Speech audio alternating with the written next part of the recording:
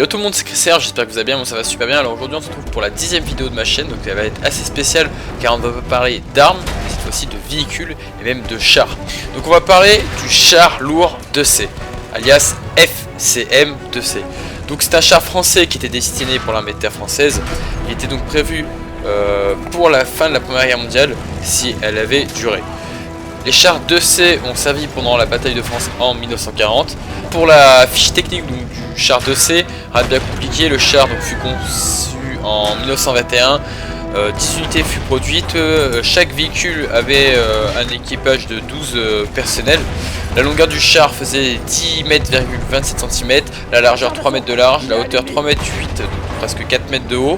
La masse au combat donc du char, donc masse au combat c'est avec les obus à l'intérieur, toutes les munitions, enfin tout, vraiment prêt à combattre. Elle faisait 68 tonnes.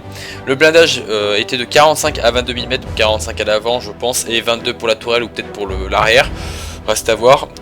Donc pour l'armement, il possédait un canon 75 mm modèle 1897, donc un canon assez basique pour l'époque, qui se situe bien sûr à l'avant du char, et 4 mitrailleuses Hotchkiss de 8 mm. Donc je pense qu'il y en avait une de chaque côté, peut-être une en avant et peut-être une en arrière. Donc le constructeur c'est la Forge et Chantier de la Méditerranée. Donc c'est une société, je sais pas si elle est encore à l'actuelle, c'est une société qui faisait beaucoup de véhicules, qui a fait des chars, qui a fait des bateaux pour l'époque.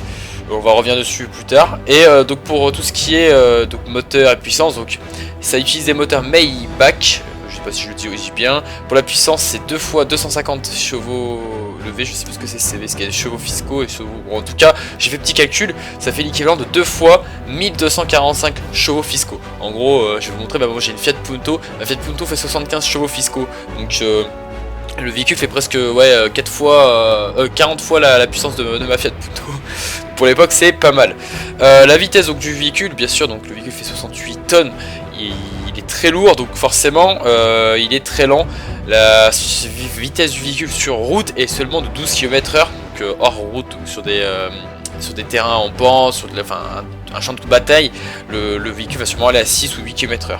L'autonomie de 140 km sur route, bien sûr moins si on roule hors route, parce que forcément ça demande plus de puissance, ça demande d'accélérer, ça demande plus de carburant forcément. Donc pour la petite histoire, donc le char fut conçu à la fin de la guerre pour appuyer voire remplacer les chars Saint-Chamond et participer aux offensives de 1919. En gros, cette offensive n'a pas eu lieu parce que la guerre s'est finie quelques mois avant, donc en 1918. Mais il faut savoir que les offensives étaient prévues peut-être 6 mois, voire une année avant, à cette époque. Donc l'offensive aurait pu voir le jour si la guerre aurait continué. Donc ce char pouvait traverser des tranchées de 5,20 mètres de long et de largeur et écraser les points d'appui ennemis sans le support d'artillerie. Donc début 1918, le général Jean Estienne demande donc la production de 1600 unités pour la fin d'année. Malheureusement, les industries militaires sont déjà au maximum de leur capacité technique et industrielle. Ce sera donc la FCM qui va se lancer dans le projet. Cependant, elle va réussir à produire seulement 10 unités jusqu'en 1919 et va livrer donc ces 10 unités en 1920. Alors la masse c'était si important donc du véhicule qu'elle endommageait elle-même le mécanisme, donc du coup ça l'obligeait pour les longs déplacements à utiliser la voie ferrée. Donc entre les deux guerres, le char 2C fit l'objet de propagande qui impressionna autant le public français, autant le public allemand. En 1940, quand la France rentre en guerre, 8 de ces 10 chars appartenaient au 511e régiment de chars de combat.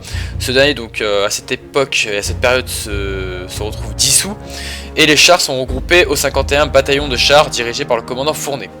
Donc le 12 juin 1940, le bataillon stationné dans les bois du nord de Briey, donc c'est dans Meurthe-et-Moselle, reçoit l'ordre d'embarquer par voie ferrée. Donc sur les 8 chars, parce qu'il faut savoir qu'il n'en avait que 8 et pas 10, sur les 8 chars, 2 des 8 chars 2C tombent en panne, donc le numéro 95 et le numéro 92. Les autres vont embarquer le lendemain dans 2 trains distincts à la gare de Landres. Pendant la nuit, leur position est bombardée aléatoirement par l'aviation italienne. Après donc de nombreux problèmes d'organisation de l'armée française, l'ordre est reçu donc aux équipages de saboter leurs propres chars le 15 juin 1940. Soit 3 jours après l'ordre de mobilisation, à 19 h.